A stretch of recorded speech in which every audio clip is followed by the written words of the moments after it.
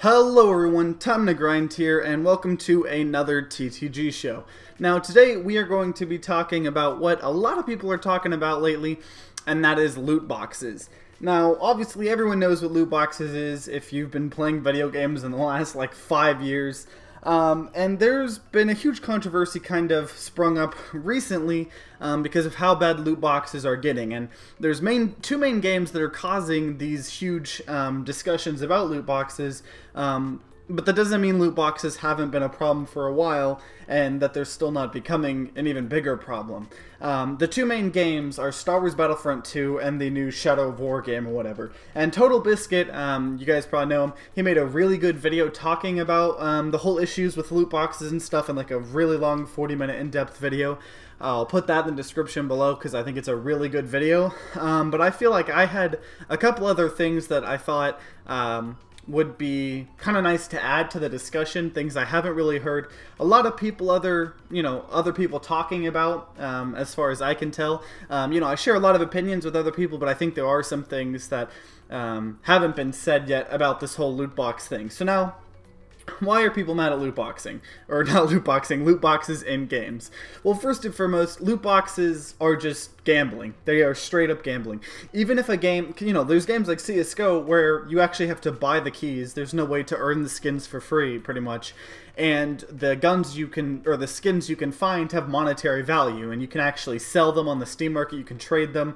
There's different websites that will actually allow you to like cash out the skins and stuff like that.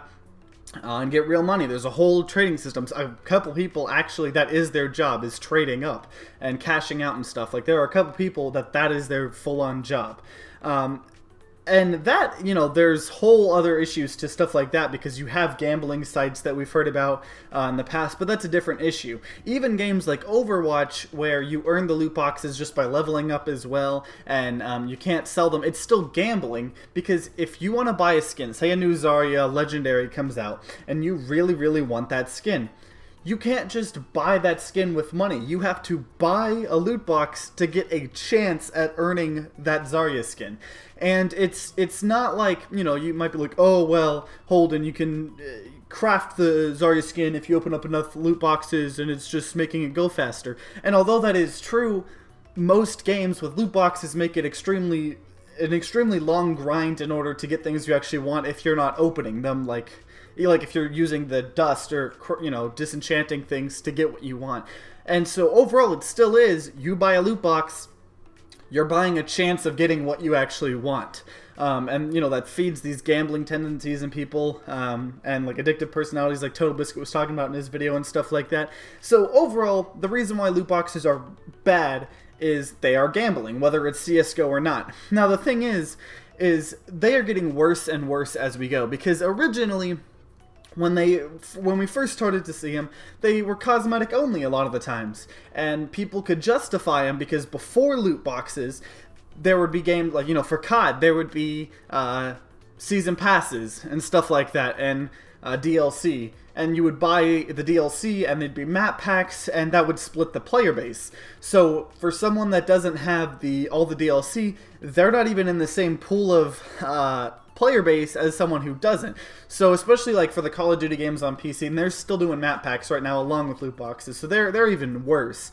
But map packs, COD on PC doesn't have that big of a community, and when you split that community up in a bunch of different ways, whether, this person owns DLC 1 and 3, so you have to match them up with people that own only DLC 1 and 3, this person doesn't own any of the DLC, you can only match them up with people that don't own any DLC, and just splits up the community. So for a lot of games, they're like, okay, we're going to do loot boxes, they're going to be cosmetic only, but that's going to fund the development of the game. So like Dota as an example.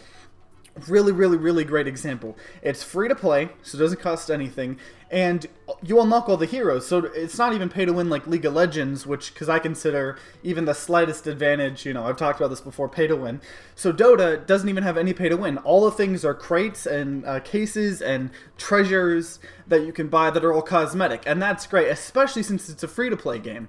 But then we saw some games like Overwatch, which were pretty much a full-priced game, $40 depending, it was $40 and then $60 on consoles or $60 for the Origins, whatever. And then they're like, okay, we're going to give you all future maps and heroes for free to everyone. We don't want to split the player base. We don't want to make anything pay to win. We're just going to have these loot boxes that only have cosmetic items.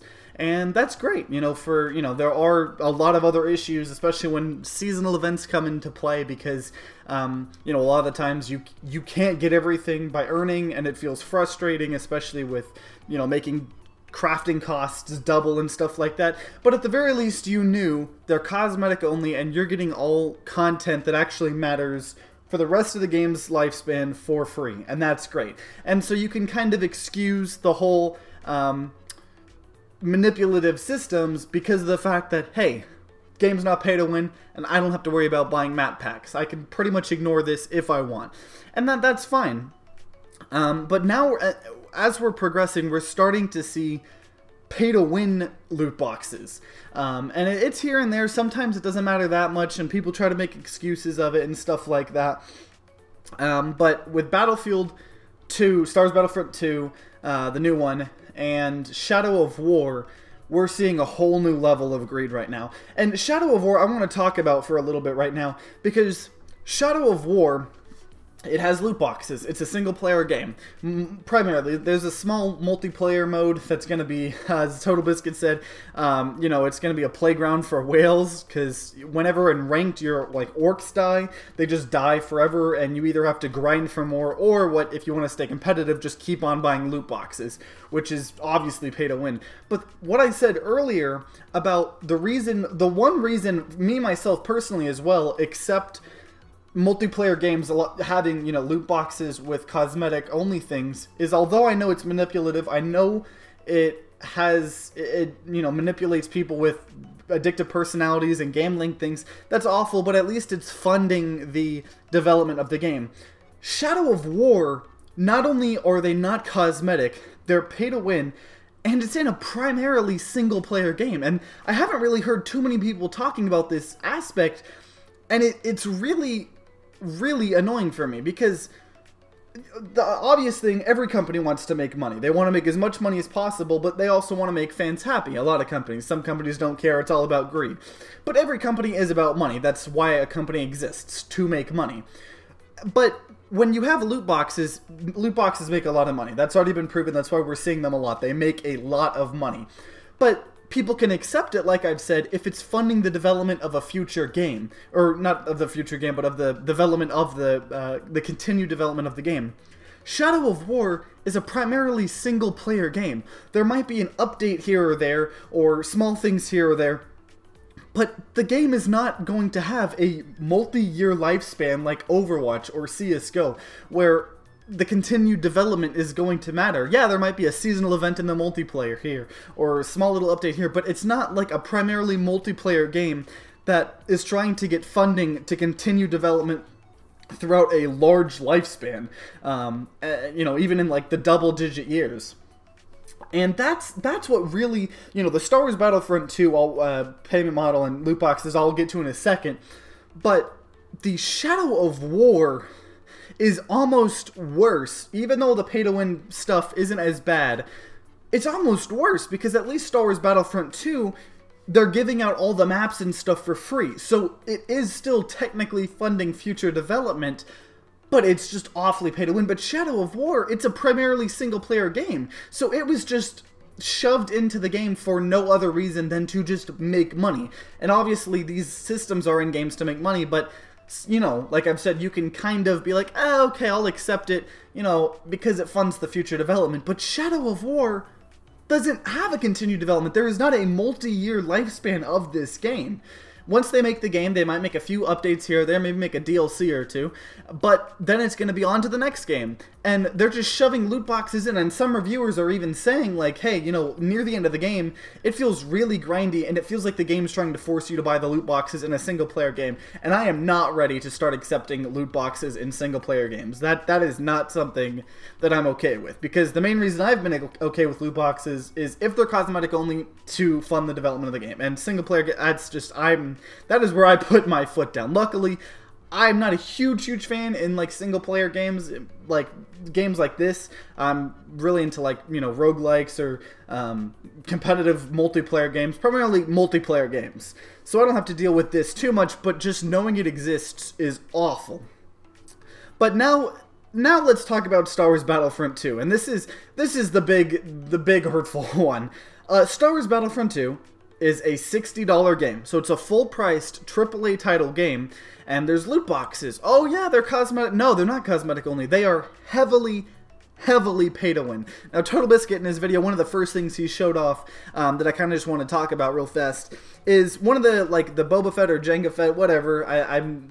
Whatever the jetpack character that is, the hero you can play as, there's a card. There's multiple cards, kind of like Clash Royale, and you can level them up. And one of the cards for the Boba Fett character or whatever, at level 1, it's like while you're doing a rocket barrage in the air, it has 50%, you have 50% damage reduction.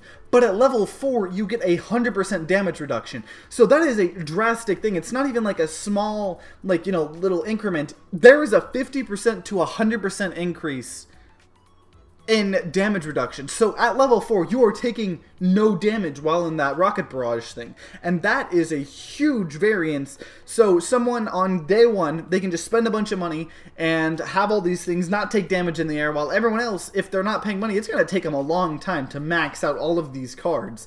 And it's not good. Now, you know, sometimes in a free-to-play game, you can be like, okay, you know, I'll take these pay-to-win models, because of the fact that it's free to play and I'm not spending $60 up front.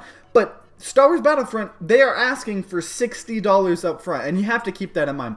And what really sucks about this is after playing the beta, the PC beta, Star Wars Battlefront 2 is actually a relatively fun game. When I played the first Star Wars Battlefront beta, I was not interested in it at all. I wasn't having any fun.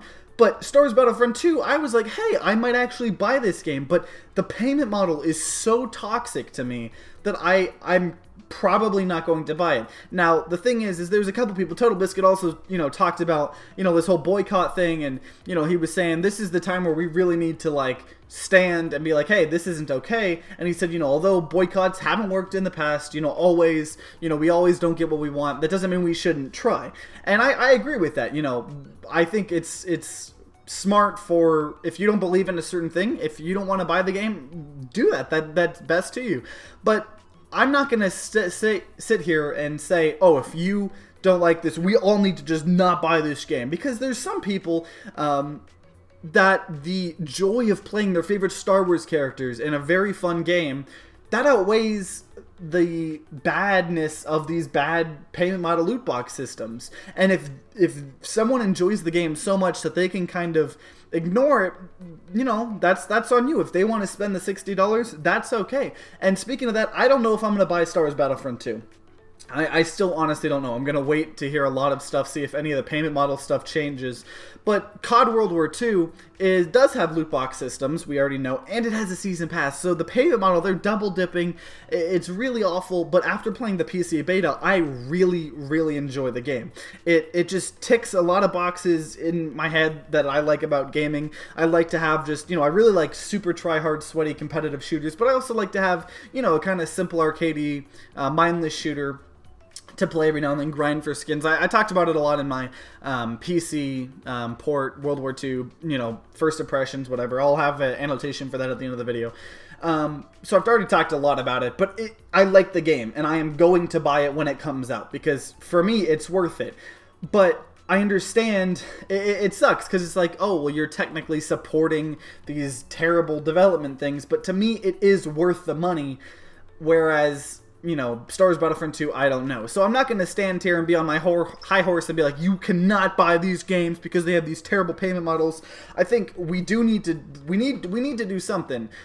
But for some people, if you enjoy a game so much to the point where you can kind of ignore some of the issues, go ahead and buy the game. Star Wars Battlefront 2 is still going to sell millions of dollars of you know, product. It's still going to sell a ton because it's Star Wars, because the game itself is fun. That's the thing. But I'm not going to sit here and just be like, hey, you know, we can't play this game. And I'm not saying that that's what a lot of other YouTubers are doing and, you know, game journalists. I'm just saying, if you enjoy a game, buy it. honestly. If you don't want to support things like this, you know, then don't buy them. But, you know, do for you. But I don't know what's right and what's wrong. That's pretty much it. Do these things suck? Yes, they do. I think we do need to let the developers know how awful these systems are and stuff like that, because there are a lot of issues with them. But, you know, if you enjoy a game, that's fine. I'm not mad if you buy a game that you enjoy. But people need to realize that things are getting bad, though. World War II, it seems, although they're double dipping, and they have the season pass stuff, it's not, the payment model isn't as pay to win as Star Wars Battlefront 2 at all. Now, Star Wars Battlefront 2, on the other hand, doesn't have a season pass. All the maps come free, so you gotta like balance, oh, you know, what do I actually want in a game? And a lot of games are definitely going over the line, and that's not okay. But overall, that's just my opinions. I'd love to hear your guys' opinions in the comments down below. Do you guys think it's better to have pay-to-win models and, you know, give the maps out for free, or do you think cosmetics should only be, or loot boxes should only have cosmetics, or do you think loot boxes have no place in any game? I'd love to hear what you guys think. These were my opinions. Love to hear your guys's. But if you enjoyed this video, then consider leaving a like down below and subscribing to see more content and news. And like always, guys, see you next time.